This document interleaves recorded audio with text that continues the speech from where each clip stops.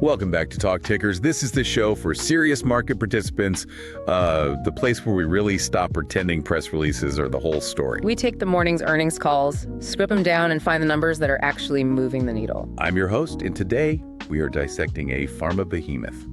We're talking AbbVie, ticker ABBV. And it's a fascinating setup today. We're looking at the Q4 2025 print that dropped this morning, February 4th. Right. And honestly, if you just glanced at the headlines grabbing your coffee, you'd think, wow, absolute blowout. But then you look at your trading screen 5 minutes later. A sea of red. It is the classic beat that wasn't. Let's just, set the stage here. AbbVie drops the release. Revenue comes in at $16.62 billion. That's up 10% year over year. A healthy beat. Beat the street by $230 million. Then you look at the bottom line. Adjusted EPS hits $2.71. And consensus was what, $2.65? $2.65. So a top and bottom line beat.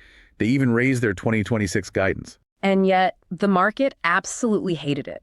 The stock sold off about 2.5% in the pre-market. How about the close? It was worse, down nearly 3.8% to close at 217.11 on heavy volume too. So that's the central mystery we have to unpack today. Yeah. Why did the market just punish a company that delivered record sales and claims it's, navigated the dreaded Humira cliff? It all comes down to the quality of the beat. I mean, in this market, good just isn't good enough if that beat comes from, say, a lower tax rate or some cost cutting. The market wants to see pure demand. Pure, unadulterated demand in your key growth areas. And when you dig into the transcript, you see the headline beat was kind of masking some cracks in that growth engine. You're talking about the Immunology duo. Exactly. Everyone knows Humira is basically a legacy asset now. The entire valuation of this company, it rests on the shoulders of Skyrizi and Rinvoq. Oh. And while Skyrizi is doing all the heavy lifting, Rinvoq, it showed a wobble.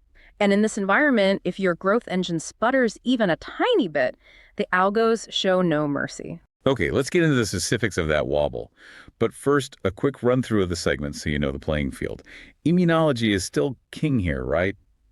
$8.63 billion total. Right. And within that, Skyrizi is the absolute star. Pulled in just over $5 billion in the quarter alone. That's up 32%. Good to put that in perspective for you. Skyrizi is annualizing at a rate that makes it one of the top-selling drugs on the entire planet. It's a monster. But then you have Rinvoq. It brought in $2.37 billion. Now that's up nearly 30%. So in a vacuum, that's spectacular growth. Why the freak out? Because the market doesn't trade in a vacuum, it trades on expectations. And the whisper number, the unofficial one that hedge funds are actually using, was much higher. Higher than 2.37. Yeah, closer to $2.41 billion. So when you're priced for perfection, a $40 million miss on a key growth asset, well, it's enough to spook the herd. Got it. We also saw Neuroscience quietly overachieving. Almost $3 billion, up nearly 18%, a real workhorse. But on the flip side, aesthetics, the whole Botox and Juvederm business was a drag, down 1.2%. So that's the snapshot. Strong headline, but, mixed internals. The real story, the reason the stock is down, is buried in the Q&A on competition. Let's dive right into that. Theme 1, the immunology battleground. Management, specifically Jeff Stewart, came out swinging on Skyrizi. Why so defensive? Because there's a giant shadow hanging over this call, and its name is Johnson Johnsons. J&J. J&J has a drug called Tremfya that's moving into the IBD inflammatory bowel disease space.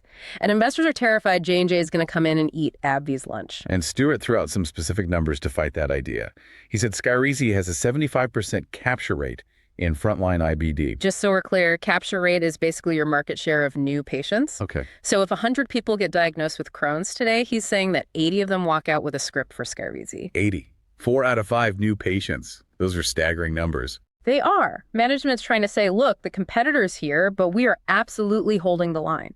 They made a point of saying they own the frontline patients. Because once you're on a drug that works, you stick with it. For years. That's the sticky revenue. Okay, devil's advocate here. If the capture rate is so high, why the sell-off? Is it really just that small Rinvoq miss? No, it's the cost of maintaining that dominance. It's the Rinvoq miss plus a really specific comment on pricing. Don't tell me. Yep. Management admitted to low single-digit pricing headwinds for both drugs in 2026. The dreaded pricing pressure. Translate that for us. It means the insurance companies are squeezing them. They're saying, hey, J&J has a drug now too. If you want Skyrizi on our preferred list, you got to give us a bigger rebate. So they have to pay to play. Exactly. And that signals to the market that future growth has to come from pure volume. They can't just hike prices anymore. In fact, the net price they get per unit is actually dropping. So when you combine pricing pressure with a new competitor, the risk profile changes. The market is now saying, okay, you grew 30% this quarter, but can you do it next year when J&J is ramped up and you're getting paid less per script? it shifts it from a growth story to a show-me story. Precisely. And the Rinvoq miss just added fuel to that fire. Okay, let's pivot to something that seems to be working without any caveats. Neuroscience. I feel like this segment gets overlooked. It is the silent compounder for AbbVie. We're talking about a business that's getting close to $12.5 billion a year. Vraylar alone is a blockbuster now. $1 billion just in this quarter. And the migraine portfolio is nearing $3 billion annually.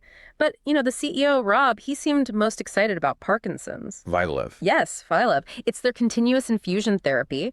It's a drug-device combo. They're projecting it hits blockbuster status, over $1 billion in sales in 2026 alone. That is a fast ramp. What's so special about it? Well, standard treatment is usually a cheap pill, levodopa, but the problem with pills is these on and off times. Right, the roller coaster for the patient. Exactly. The drug works, then it wears off, and the tremors come back. Vyalev fixes that. It's a continuous delivery under the skin, 24/7. It smooths out the curve completely. A huge quality of life improvement. So while everyone's watching the Immunology cage match, AbbVie has quietly built a top-tier neuroscience company. That's the diversification argument. If Immunology gets into a price war, this provides the buffer. Now, let's talk about the part of the business that's supposed to be recession-proof, but maybe isn't. Aesthetics. Yeah, the lipstick effect seems to be failing here. Global aesthetic sales were down, and Juvederm, the fillers, took a big hit, down almost 11%. And management blamed Brazil. That felt a little convenient. It did. They cited economic headwinds there. But look, when a company blames one country for a double-digit drop in a global brand, you have to be skeptical. It's a bigger issue. Right. It seems when wallets get tight, people will keep their Botox. They don't want wrinkles, but they'll skip the lip fillers. And Botox was actually up a bit, right? About 3.8%. Exactly. Toxin is maintenance. Fillers are a luxury. But they have a plan to fix this. Something called Trinibot.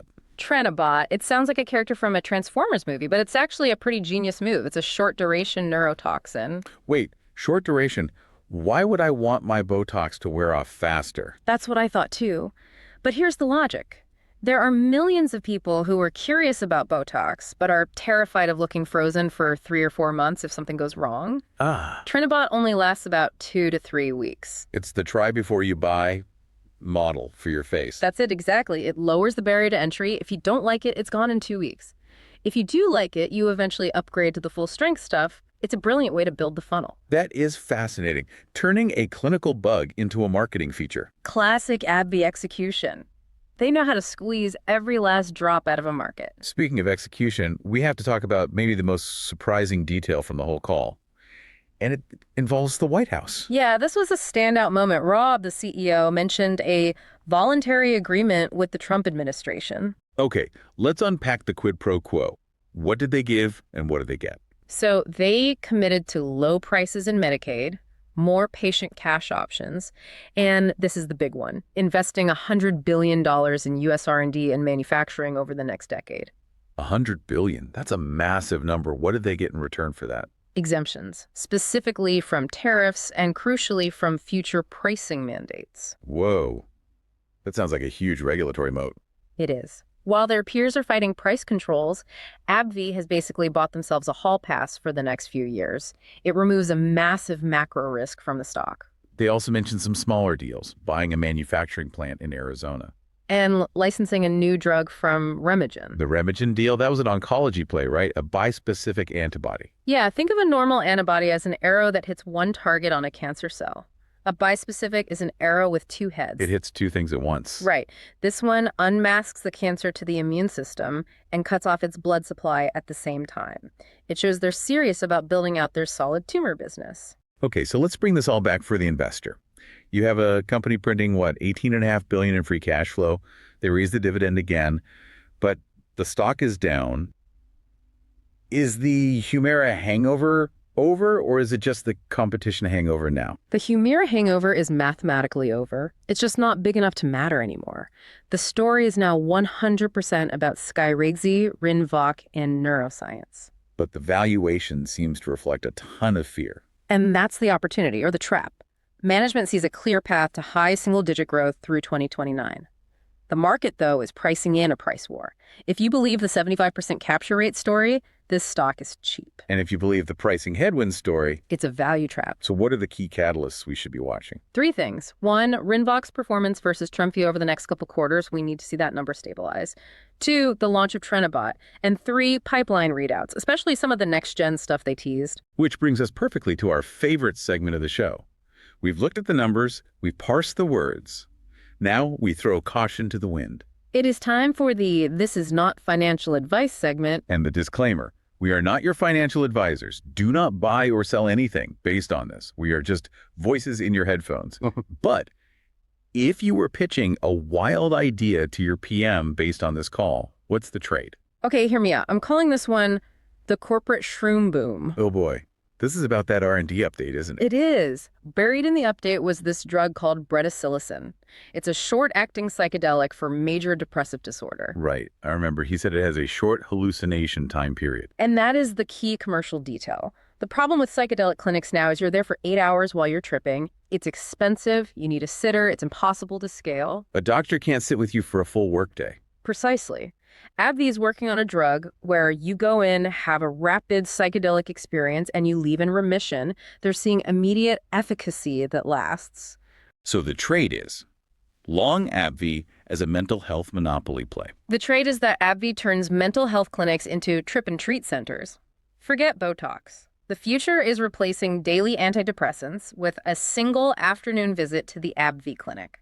You pair this with Vraylar for maintenance, and you basically own the entire psychiatry vertical. I love it. It's completely speculative, but that data he mentioned, a remission-like state, is hard to ignore. Got a hedge for us. I do. A pair trade. I call it short the filler, long the toxin. Based on the Brazil data. Based on human nature. The call showed us people are too broke for fillers. Juvederm was down 11%, but Botox was up. The trade is betting on what I call the vanity floor. The vanity floor. Yes, even in a recession, people will not give up their neurotoxin. They will let their lips deflate, but they will not let their foreheads wrinkle. So you short the filler suppliers and you go long the pure play toxin companies. Well, recession-proof vanity, but only the cheap stuff. It's dark, but that's usually where the money is. All right, let's wrap this up. AbbVie posted strong numbers, $16.6 billion in revenue, a solid beat. But the market panicked over IBD competition and a slight miss on Rinvoq. Stock down almost 4%. The cash flow is undeniable, the dividend is safe. But until they prove they can hold off J&J without slashing prices, the stock might just be in the penalty box. So keep your eyes on those capture rates and watch for the Trenibot launch. That is all for today's deep dive into the AbbVie Q4 print. Keep your stops tight and your research deep. We'll see you on the next print.